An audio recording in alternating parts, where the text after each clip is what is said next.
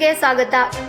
ಹರಪನಹಳ್ಳಿ ಪಟ್ಟಣದ ಹಿಂದುಳಿದ ವರ್ಗಗಳ ಕಲ್ಯಾಣ ಇಲಾಖೆ ಹಾಗೂ ತಾಲೂಕು ಆಡಳಿತ ವತಿಯಿಂದ ಡಿ ದೇವರಾಜ್ ಅರಸು ಅವರ 109ನೇ ಜನ್ಮ ದಿನಾಚರಣೆ ಹಾಗೂ ಶ್ರೀ ಬ್ರಹ್ಮಶ್ರೀ ನಾರಾಯಣ ಗುರು ಜಯಂತಿಯನ್ನು ದೇವರಾಜ್ ಅರಸು ಭವನದಲ್ಲಿ ಆಯೋಜಿಸಲಾಯಿತು.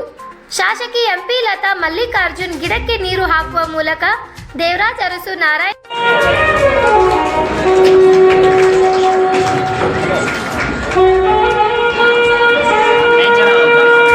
ಗುರು ಭಾವಚಿತ್ರಕ್ಕೆ ಪುಷ್ಪವನ್ನು ಸಲ್ಲಿಸಿದರು.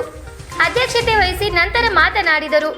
ಭೂ ಸುಧಾರಣೆ ಕಾಯ್ದೆಯನ್ನು ಪರಿಣಾಮಕಾರಿಯಾಗಿ ಜಾರಿಗೆ ತಂದ ದೇಶದ ಮೊದಲ ಮುಖ್ಯಮಂತ್ರಿ ದಿವಂಗತ ನಾಯಕ್ ಡಿ ದೇವರಾಜ್ ಎಂದು ಹೇಳಿದರು.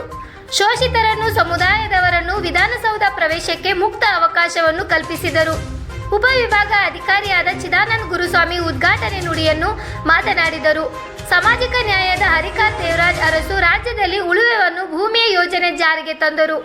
ವಿಶೇಷ ಉಪನ್ಯಾಸ ಸಾಹಿತಿ ಪ್ರಗತಿಪರ ಚಿಂತಕ ಇಸ್ಮಾಯಿಲ್ ಇಲೆಗಾರ್ ಮಾತನಾಡಿ, ಸರ್ವರಿಗೂ ಸಮಬಾಳು ಸರ್ವರಿಗೂ ಸಮಪಾಲು ತಂದುಕೊಟ್ಟ ಕೀರ್ತಿ ದೇವರಾಜ್ ಅರಸು ಅವರಿಗೆ ಸಲ್ಲುತ್ತದೆ.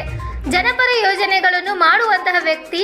ವಿದ್ಯಾರ್ಥಿಗಳು ಶಾಲಾ ಗ್ರಂಥಾಲಯವನ್ನು ಚೆನ್ನಾಗಿ ಬಳಸಿಕೊಳ್ಳಬೇಕು. ಸಮಾಜ ಕಲ್ಯಾಣ ಇಲಾಖೆಯ ಸಹಾಯಕ ನಿರ್ದೇಶಕರಾದ ಎಸ್.ಆರ್. ಗಂಗಪ್ಪ ಬ್ರಹ್ಮಶ್ರೀ ನಾರಾಯಣ ಗುರು ಕುರಿತು ವಿಶೇಷ ಉಪನ್ಯಾಸ ನೀಡಿದರು.